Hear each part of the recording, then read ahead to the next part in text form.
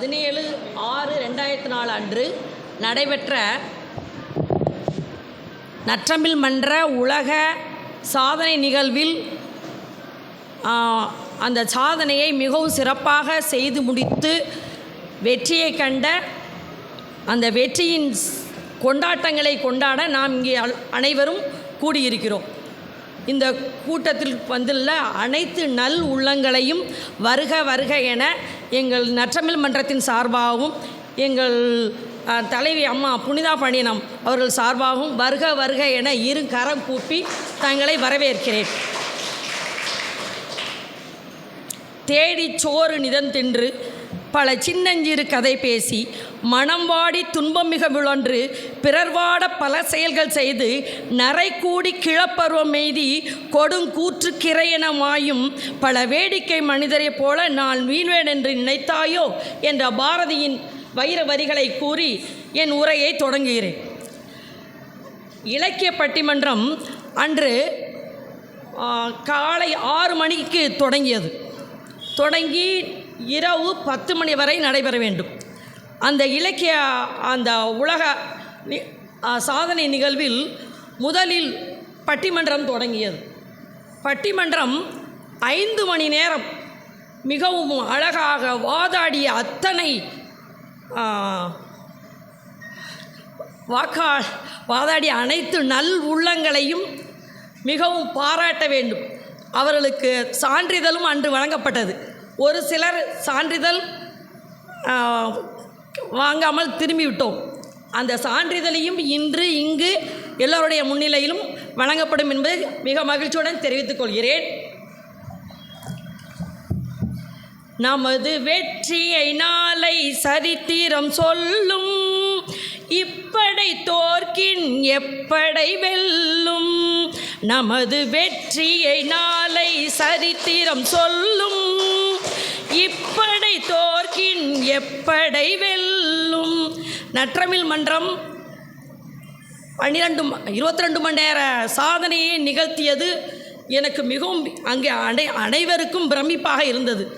நான் பட்டிமன்றம் ஆரம்பிக்கவுமே எப்படி 10 மணி வரைக்கும் நம்ம இந்த சாதனையை மேற்கொள்கிறோம் அப்படின்னு என்று சற்று கலக்கம் இருந்தாலும் வர வர அத்தனை நிகழ்வுகளும் மிக நேர்த்தியாக போட்டியாக மிக அழகான ஒரு போட்டி களமிறங்கியதாக இருந்தது. அடுத்ததாக நம் தலைமையை பற்றி அன்று நான் வியந்து போனேன். வெற்றி மீது வெற்றி வந்து எங்களை சேரும், அதை வாங்கி தந்த பெருமை எல்லாம் லதா பாண்டியனை சேரும்.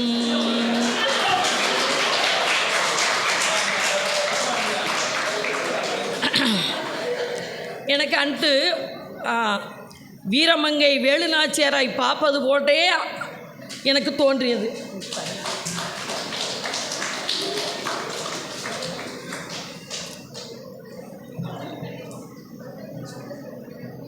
ஆங்கிலேயனை எதிர்த்த வேலுநாச்சியாரை நேரில் காண்பது போன்ற ஒரு பிரமிப்பு என் மனதில் எழுந்தது.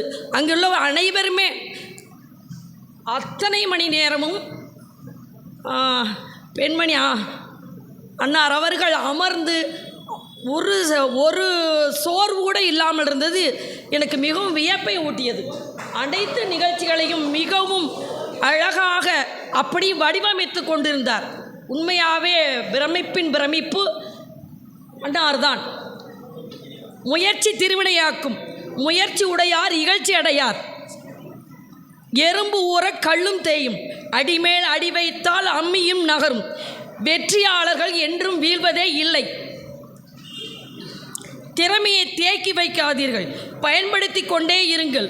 உருள்கின்ற கற்கள் தான் உருண்டையாகும். முடியாது என்பது மூடத்தனம், முடியுமா என்பது கோழைத்தனம், முடியும் என்பதே மூலதனம்.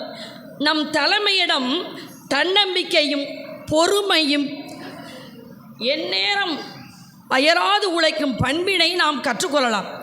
இத்தலைமையில் நாம் இருந்தால் மிகவும் நல்ல ஒரு நிலைமைக்கு நாம் அனைவரும் வருவோம் என்பதில் சிறிதும் ஐயமில்லை. சவால்கள் இல்லாத வாழ்க்கையில் சாரமில்லை. நேர்கோடுகள் ஓவியமாவதில்லை. நெளிந்து வளைந்து செல்லும் கோடுகளே ஓவியமாகின்றன. புலிகள் வாழும் காட்டில்தான் மான்கள் வாழ்கின்றன. பூனைகள் வாழும் வீட்டில்தான் எலிகளும் வாழ்கின்றன. இந்த உண்மையை அறிந்தால் நீங்களும் மகுடம் சூடலாம். அதாவது மனிதன் பிறக்கும்போது தாலாட்டில் பிறக்கிறான். அவன் வளர்வது, வாழ்க்கை மொத்தம் வளர்வது பாராட்டு, கடைசியாக நீராட்டு. இதை வாரியார் சொல்கிறார். பாராட்டு தான் ஒரு மனிதனை பெரிய முன்னேற்றத்திற்கு கொண்டு செல்லும். நெப்போலியன் சொல்கிறார், வாய்ப்புக்காக காத்திருக்க மாட்டேன், நான் வாய்ப்புகளை தேடிக்கொள்வேன், உருவாக்கிக் கொள்வேன். அதே மாதிரி எங்கள் புனிதா பாண்டியன் அம்மா அவர்கள் வாய்ப்புகள் நீ என்னையா எனக்கு தர்றது, நான் பார்த்துக்கிறேயா அப்படின்னு அடின்னு அடிக்கிறாங்க. 9 மணி இருக்கு.